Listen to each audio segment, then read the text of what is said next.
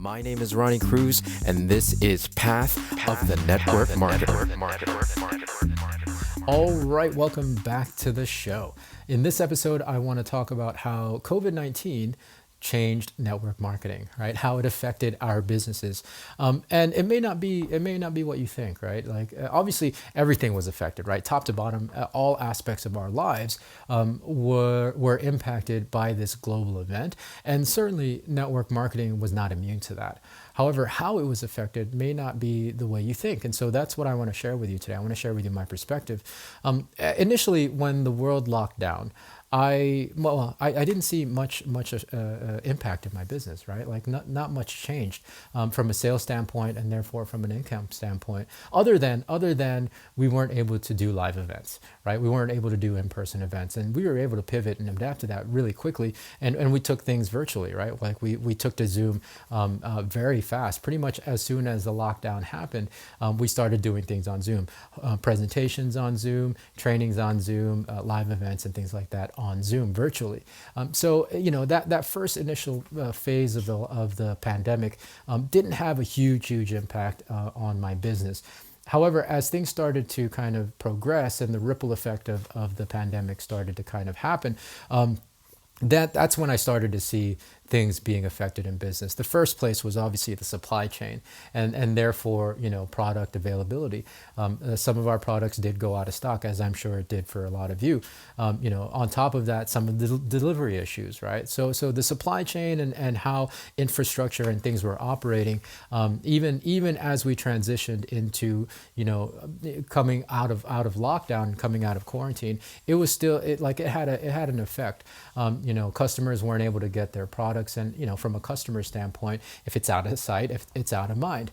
Now, again, my income and the sales weren't dramatically impacted at that time. There was a little bit of a decline. I definitely saw it, but it wasn't dramatically impacted. I mean, we have an incredibly loyal customer base here with our company. So that was kind of the initial, okay, the things are starting to decline. What's happening here? After that, as we started coming out of quarantine, as the world started to kind of operate again, I started to see shifts in priority, right? With a massive, again, global event like this, a pandemic, priorities started to shift, and people really were more focused on the essential things, or at least what they saw as essentials, because everybody was in survival mode, right? And when you look at network marketing products and services, as great as they are, especially health products, how important they are, people don't necessarily see those, especially from a customer standpoint. People don't necessarily look at those as essential, right? So that was network marketing products and services was one of the first things that people tend to cut, and then progress further even after that, as we started to see the economy and the financial pinch starting to happen in people's lives. I mean, fast forward to today and this inflation crisis that's happening around the world.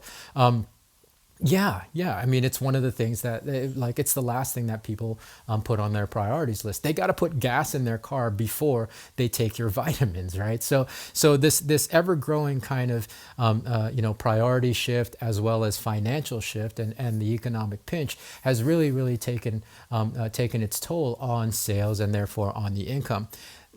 All of that is kind of obvious. All of that is that's naturally where you would think that we would be affected as a business. There is another spot, however, that I think has had a larger effect on our sales across the board in network marketing, and that is how business is done. The shift in economy, the shift in consumer behavior, I mean, it was already happening prior to pandemic, but because of the lockdown, because of all this, perfect storm of events and circumstances, it really accelerated this shift to direct to consumer and influencer marketing. It really did, right? Like, again, people's buying habits, because we were all home, the consumer buying habits changed, and the businesses saw this, and as opposed to going directly to, just putting their stuff on retail shelves or through a online retailer, they just go direct to consumer. Now, if you're going to direct to consumer, where are the consumer's eyes? They're on social media, right? So, when the movement of goods changed, it went direct to consumer, as well as the marketing dollars, right? The marketing dollars started to go towards influencer marketing, and so now this creates, this ecosystem in the marketplace that we are not participating in, and as independent distributors for our network marketing companies, we're the marketing arm for that, right? And so if you don't have a presence on your social feeds, if you're not creating content, which most of us aren't in this space, right? Like we're not necessarily prior to pandemic content creators. I know I wasn't. I mean, after 16 plus years, I'm just now learning online marketing, social media marketing, right? And I know I'm super, super late to the game, and I'm paying the price as a result. Now, of course, I still, my business is still thriving and it's still strong, but I definitely saw a hit. I definitely saw a hit in my sales and in my income. And so that's what I'm learning right now. That's why I've gone on this 100-day journey to teach myself online marketing, social media marketing, content creation, so I can adapt and evolve with the marketplace, because that's what's happening in the marketplace. Again, direct to consumer behavior has changed, business behavior has changed because they're putting their marketing dollars where the consumer's eyes are going, and that puts us out of the equation as the marketing arm of our network marketing companies if we don't adapt, right? Our old methods, I mean, fundamentally, our fundamentals still are sound. However, we have to adapt them to the technology. We have to adapt them to the marketplace, right? And what's the tools that are available to us, and use the internet, use online marketing, use social media to take that conversation and keep up with what's going on in the marketplace. So I feel like that's the biggest thing that's had an impact in the network marketing space and to network marketing businesses, is that, buying behavior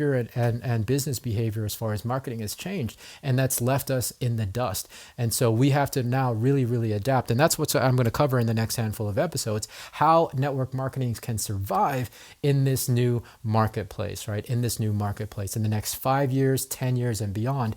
I'm going to talk about the things that network marketing companies need to do, things that you need to do as independent distributors to survive the next 5 years and then to thrive beyond that. So make sure, if you're not already following the show, make sure you follow the show. Whatever app you happen to be listening on, make sure you hit that follow button, because there's a fresh new episode tomorrow and you are not going to want to miss what I'm going to talk about tomorrow. So until then, be well, be safe. We'll see you in the next episode.